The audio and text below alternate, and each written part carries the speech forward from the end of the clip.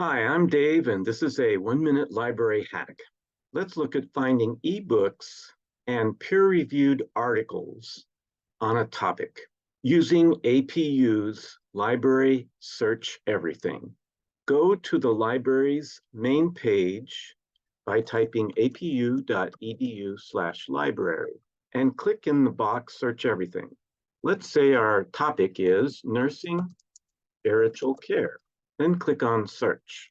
Let's narrow our results by scrolling down on the left and clicking in the box From for publication date and typing 2023 and for through 2023, and then click Apply. The first item is an ebook. Click on View eBook.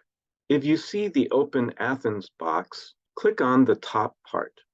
Then your APU net ID and your password. In this ebook, you can scroll down and click on any of the chapters and read the full chapter. Let's say that you want a peer-reviewed article. Return to your results. On the left, scroll down until you see Limit To and click on it. Then click the box next to Peer-Reviewed. For the full text, click on View Full Text. Locate the PDF icon and download the article to your computer's hard drive. This has been a 1-minute library hack.